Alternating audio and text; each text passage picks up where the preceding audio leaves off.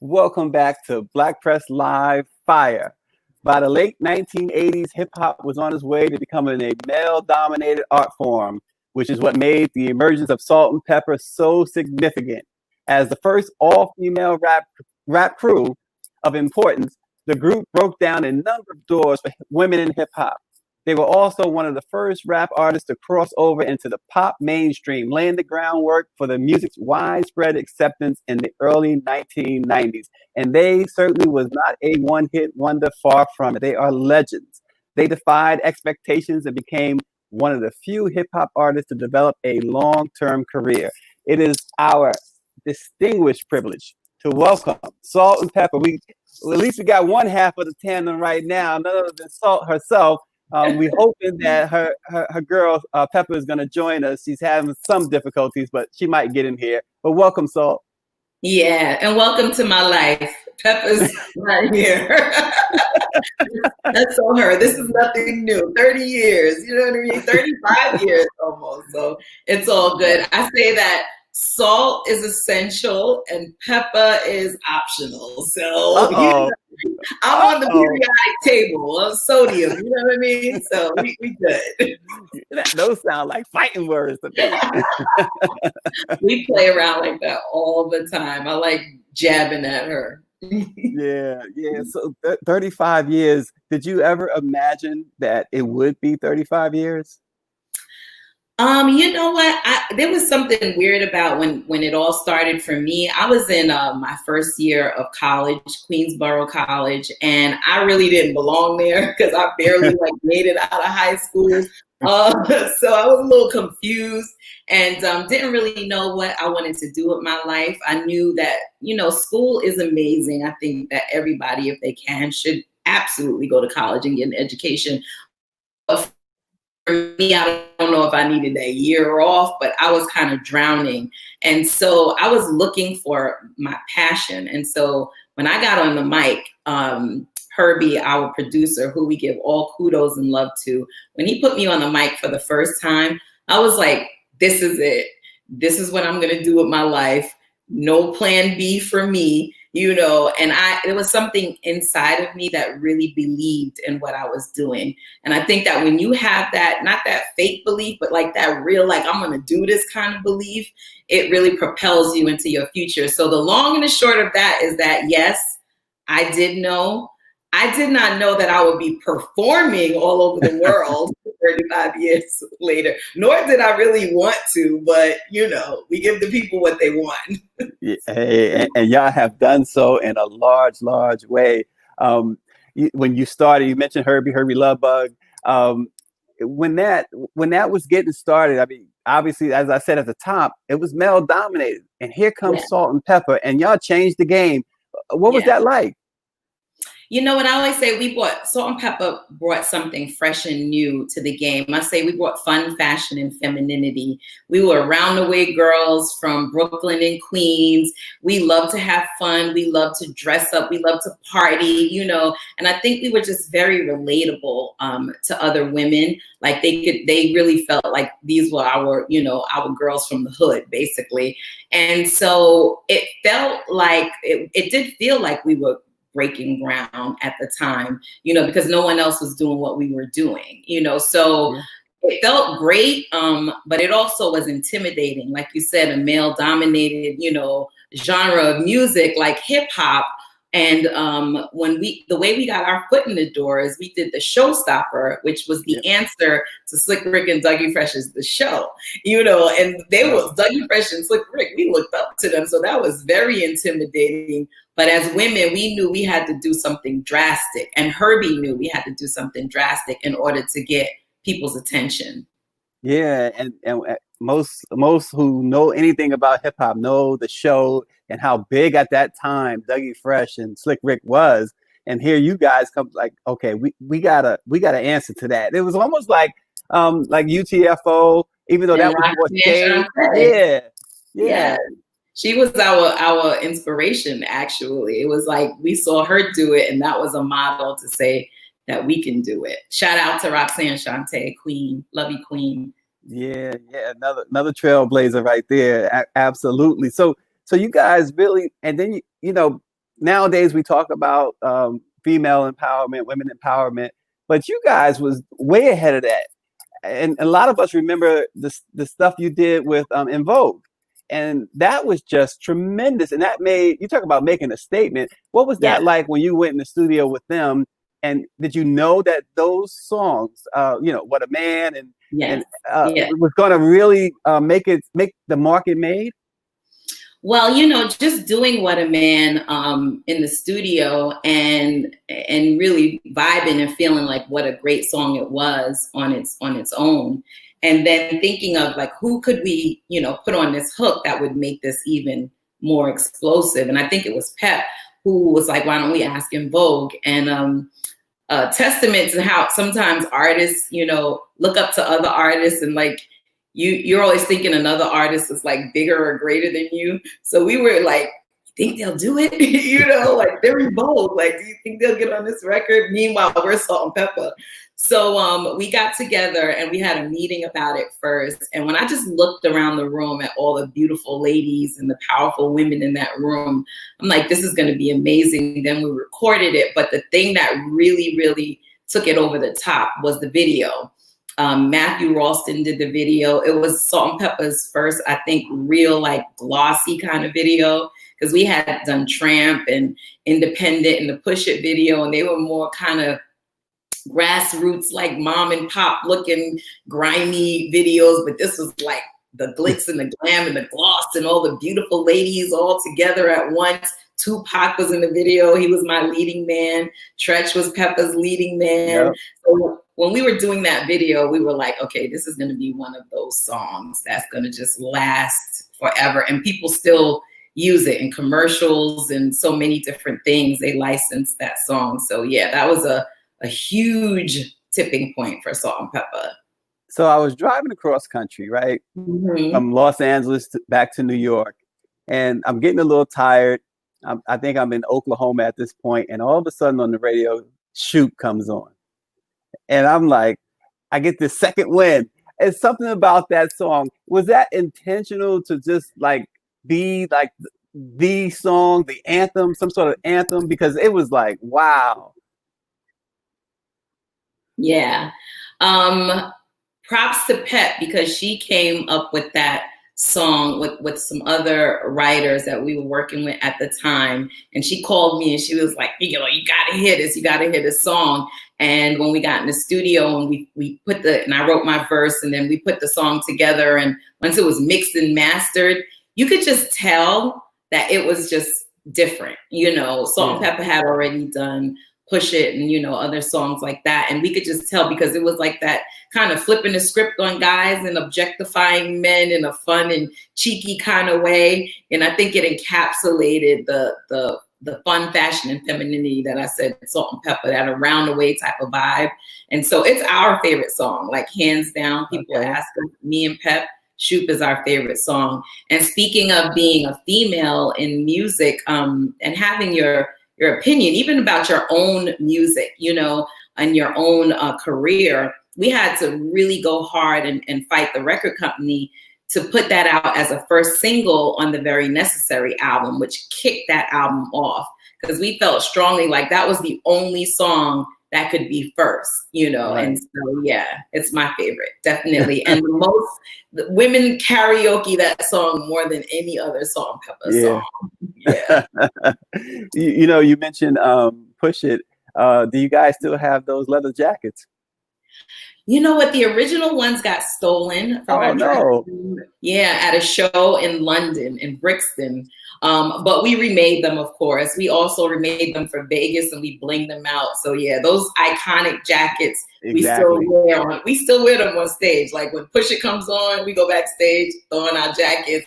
It's like those jackets are more famous than we are. Yeah, I'm sure the crowd goes wild. I'm sure when they just see in the jackets, it's like Michael Jackson's hat, right? Exactly. And Play from Kid and Play designed the jackets, and Dapper Dan, actually, we took the design to him, and he constructed them. So there's a lot of like music history wrapped up in those jackets as well. Wow, awesome. So all these years later, or several years later, many of the founders of hip hop have become footnotes to the legends of history. Few have had the staying power of Salt-N-Pepa. What do you think was the difference between you and them? Between us and who And again? others who didn't have that staying power that Salt-N-Pepa has. Back into it, you know, Herbie made timeless music. You know, he had a vision for Salt-N-Pepa that was that we trusted. You know, we trusted his genius. But I just think it's timeless music that is not trendy. You know, that can last the test of time, and also just the imprint. You know, that impression that we made as females on the music industry, and then having hit after hit after hit. You know, I say that'll. You know,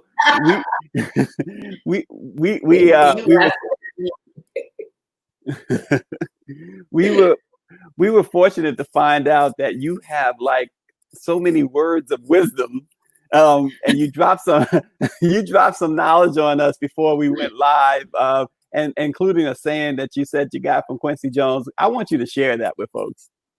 Well, I read something that he said, not one drop of my self-esteem depends on what you think of me. And I was saying, man, that's something I had to learn and relearn, being a recovering people pleaser and, you know, always worrying about, you know, did I do the right thing? Do they like me? You know, the way I look, like just wanting to be accepted. But as you get to be a grown, excuse my French, ass woman, that becomes so true, because so much anguish and so much anxiety comes with depending on what other people think of you, you know. And so even in our career, I remember Russell Simmons, when everybody just first heard of Salt-N-Pepa, he didn't know I was next to him when someone asked him about us and what he thought of us, and he gave us a thumbs down. And I felt really dejected and like kind of crushed, but it also gave me an energy to prove him wrong. And years later, Russell tried to sign us to Def Jam. And he was like, nah, we good. So, I mean, that's like, to me, like, you know, when you think about it like that, it doesn't really matter what anyone says. Like when God puts a dream and a passion and a drive in your spirit to do something, you can't run around worrying about what other people think. So not one drop of my self-worth depends on what other people think of me. Well, at the same time, so Russell made those comments. He was notoriously tough on artists anyway, right? Yes. He expected perfection all the time. Yes. But that kind of motivated you. So in other words, that was sort of a good thing then. I think that was a very good thing. You know, I was an introverted kid. I was the least likely person to be Salt from Salt-N-Pepa. You know, I'm still much of an introvert. I'm enjoying the pandemic and the fact that I don't have to deal with people, you know what I mean?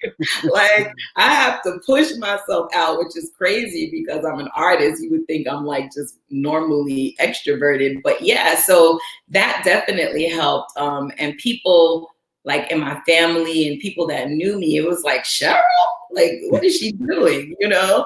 But it was the thing that I love to do more than anything in my life. And so that just made it, you know, something joyful. And not something I had to do, something I love to do. And I didn't do it to become famous, and I didn't do it to become rich. I did it because it made me feel alive. Yeah. And artists are always interesting people, because you mentioned enjoying the pandemic because you're an introvert. We had Carlos Santana on yesterday, and he talked about enjoying the pandemic because, you know, being inside doesn't bother him. And Anthony Hamilton told us the same thing. It's an interesting thing because you guys, you know, you're used to being out there performing in front of all these people, and now you can't. So what is it about just being able to just chill for a couple of months that is okay with you? Wow, there's so many things. I mean, you know what? It's actually for me a transformational period in my life. that is happening kind of involuntarily. You know, there's a lot of things dropping away, a lot of weights dropping away that I had no idea, because I was so engulfed in the chaos of traveling and being in demand, which is not a bad thing, it's a blessing. But when you're in that such a chaotic environment, you don't even have time to think about, you know, what's really going on, you know. So then when everything just stops, it's like, now I can think, now I can figure out what I want, and now I can see what's really happening, you know, and now I can pray, you know, now I can get that relationship with God more intimate, you know, that intimacy that you have with God that guides you, that when you're too busy, sometimes, you know, you lose that when you are a believer. And so for me, so many things, I can start from something little like cleaning out my drawers to something huge, like, you know, people, because I'm a rider. I ride hard with folks, you know, Mm-hmm. and it's just like people are just, without me even doing anything, are just falling away, you know, and not in a bad way, you know. It's like everything that goes, I bless it, you know, but just in a way that's giving me more clarity about, you know, what I really want, the direction for my life from here forward, because I ain't no spring chicken, you know. I wouldn't say that. I wouldn't say that about you. Well, I'm not. I'm a fall chicken. Well, I also learned something else just now too. You know, you got superpowers. When you did like that and said stop, everything froze. So see, I'm figuring it out. You know what I mean? I'm figuring out my superpowers.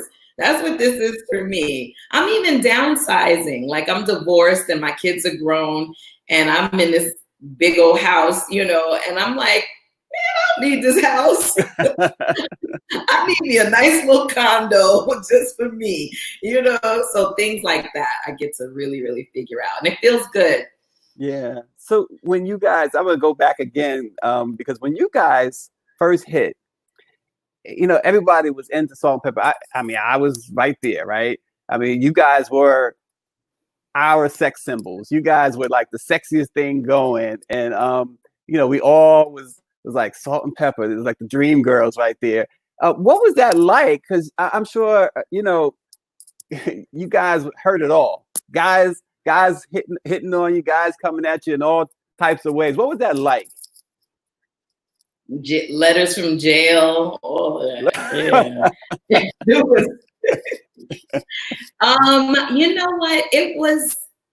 I don't think we considered ourselves sex symbols. You know what I mean? Like, I think we were just so organically like focused on like being the best artists that we can be and giving our fans the best visuals that we can, you know, give them. But I don't think there's many women that are considered sex symbols that in the midst of it, they were like, yeah, I'm a sex symbol. You know what I mean? Like, it was just us being ourselves and just being, I don't know, free to be women and being sexy and embracing that, you know, in a way that we felt was appropriate for us. Right. Well, what we see today is a little bit different, right? Just a little bit. Just a little bit. Just a little bit. Don't get mad at me, but I don't want to see no more twerking. No more twerking. No more booties in the camera. I'm sorry. I'm sorry. No, but now, no, that's okay. Because I'm saying I'm grown. I'm just a grown woman over here. Well, I was about to say now you sound like somebody's mom. I know. You know, well, they call me the mother of the group, so you know I'm kind of motherly anyway. Plus, you know, I have a daughter, and no judgment. I'm just saying, you know. Yeah, that's you. I'm just saying. My boobies was hanging out my shorts in the shoot videos. I definitely cannot judge. Look, let me tell you something. Yeah, you was talking about Tretch and Tupac being in the video and stuff, and remember you guys on the beach and stuff. The guys, we used to like edit those guys out. We just Right. Pepper was like, he's coming this way. Like, no. Forget about those guys. That was such a fun video. Yeah, did you guys? Were you really instrumental in directing the video and making sure it went this way or that way? Absolutely, yeah. And every aspect of anything that we did, from clothing to choreography to video concepts to picking, the directors and the set and everything. That was always the case with Salt-N-Pepa, for sure. It was so important to us to do that. Because that's how you become authentic, you know what I mean? Like, you have people around you, obviously, that can advise you, but you don't just sit back and go, like, make me a video concept. Like, this is what I want in my concept. Yeah. Mm-hmm. Now, you guys are also business women. You got, I think, a cosmetic line. Oh, yeah. Yeah. We have a cosmetic line with, bam! Uh-oh. There it is. Salt-N-Pepa's here, and we're still in effect with this makeup. I have it on now. I'm home doing my own makeup now. I hope I did a good job. But I actually use it. I said I actually use it, though, because it's actually good. Okay. But it's a Salt-N-Pepa line from Milani, and this is a Very Necessary palette from the Very Necessary album, and a Hot, Cool, and Vicious palette from the Hot, Cool, and Vicious album. And I have on the Shoot lipstick today. Look, I'm just doing a commercial. Like, there you go. Uh-huh. If you like a nice little. See, I always say this when folks, we had just to give you an idea, we had CeCe Peniston on, right? And CeCe got up, joined the interview. She took her device with her. We're talking, and she goes into her bedroom to look for something. I'm saying only on Black Press do you go into CeCe Peniston's bedroom. So only on Black Press Live do we see Salt put on makeup. Shoot lips, honey. This is a daytime color. I'm a daytime girl. Pep's the night. Look, my daughter's laughing at me. Pep's the nighttime girl. So this is the push it red, honey. Push it real good with this pretty red. There you go. Red used to be all picture have one, push it red. We tried to get that red again. But you know what? We also, if you go to Milani.com, we got a discount going on. Okay. I feel like, oh, what you call it, though? No, go ahead. We want to hear about it. Anyway, a discount for 20% off the whole Salt-N-Pepa line. And the code word is push it. So go get yours for 20% off. Milani.com. Milani.com. There you go. And here's a website too to think about for tonight. This is our convention going on, our conference going on, 193rd year of the Black Press of America. It's www.virtualnnpa2020.com. And tonight, beginning at 7:00, is our big awards night. Ice Cube is getting the Artist of the Century Award. Ziggy Marley is getting an Icon Award. The great Supremes, Mary Wilson is getting an award, and she's given a special performance, and there'll be a special performance by The Temptations tonight at 7:00. So don't miss it. You really don't want to miss it. Maybe next year we can convince Salt-N-Pepa to put on the jackets and give us some performances. Hey, you never know. Never know. We got to bring it out now. You never know. Yeah. Congratulations on 193 years. That's insanely incredible and groundbreaking. So kudos to you guys. Well, so important. We have to tell our story, right? Right, Salt? Absolutely. It's imperative, especially now, that people's ears are open and people are wanting to be educated and understand. That's kind of amazing. So, yeah. Yeah, you talk about empowerment and you talk about what's going on now in the aftermath of the George Floyd situation. Um, what are you seeing from your vantage point, with all of this that's going on, and as it pertains not only to Black people, but just like as we talked about earlier beforehand, America itself? I'm seeing what was already there, just bubbling up to the surface even more.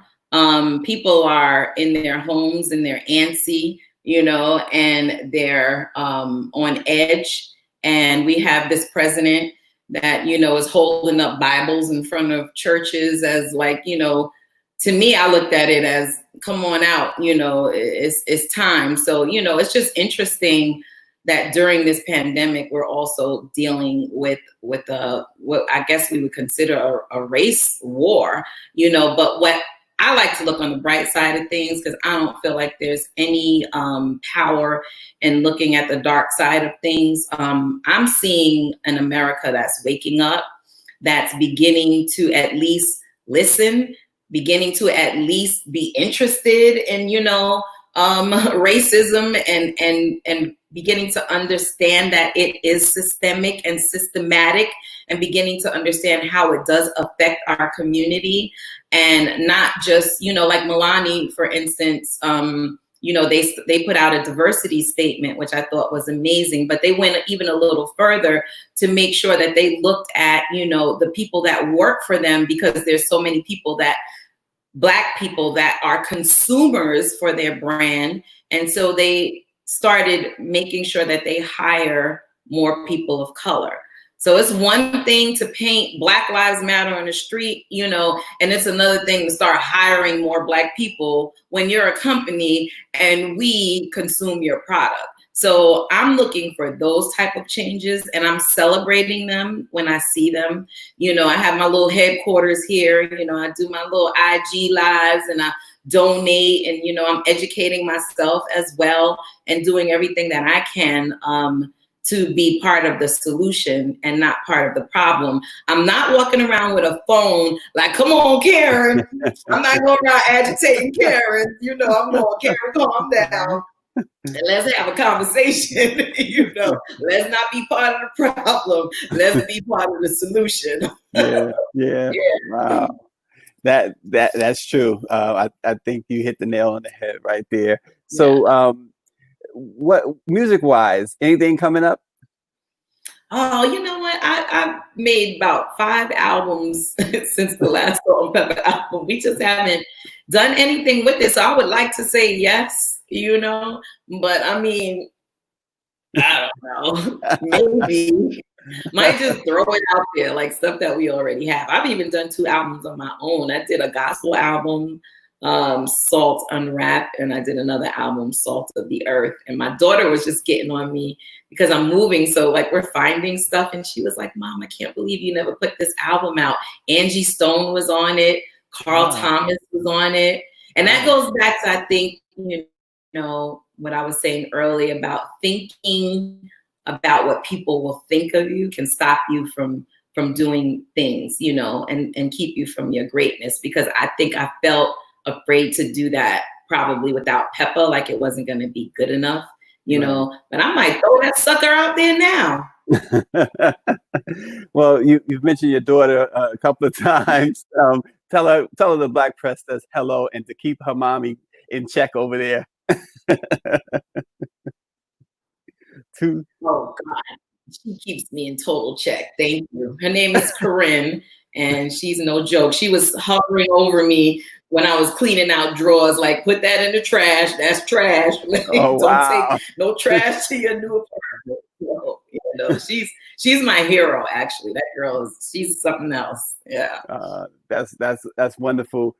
We will certainly keep our ears open for some new Salt-N-Pepa music, or some new Salt music, and we also going to keep our ears open for when you and Pep talk again, because I'm sure you probably want to fight her right now because she stood you up. Yes. Whatever. Ongoing saga. I wanted to just mention that we finally got our star on the Hollywood Walk of Fame. And yes. Yes, and our biopic will be coming out on Lifetime in January. So we're excited about all that stuff. All things popping all the time for Salt-N-Pepa. Is it now who's playing you? Gigi is Gigi is the girl's name that's playing me. Smiles. Sorry if I got it wrong because I'm getting old. And Layla. I'm just gonna say their first names. But yes. They did a great job. So it should be fun. That has to be pretty exciting to see you being portrayed in a movie. Yeah, it was nerve-wracking actually. You know, it was like I had a lot of anxiety because, you know, you got to try to fit 30 something years into like 2 hours and it's really not possible. And I'm anticipating a lot of people being pissed off at us because that didn't happen like that. I was there that day, you know.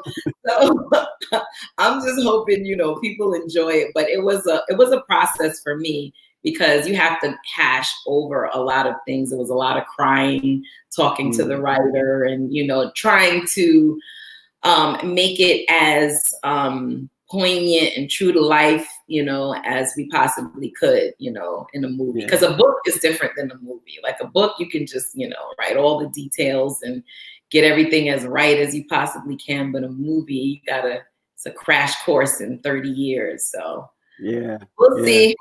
Wow. Well, we are looking forward to it. And Milani.com. Everybody, if you want to look as good as Salt, go to Milani.com.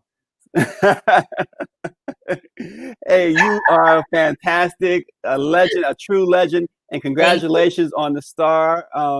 That is amazing. Congratulations, and thank you so much for giving us. Thank you for having me. Oh, thank you so much, everybody. We will see you at 4 o'clock because we have Jamel Hill for a great conversation with her. So thanks again, everybody. Stay safe and stay well. Salt-N-Pepa in effect. Like my hair, I did my hair today on my own. See ya. Take care.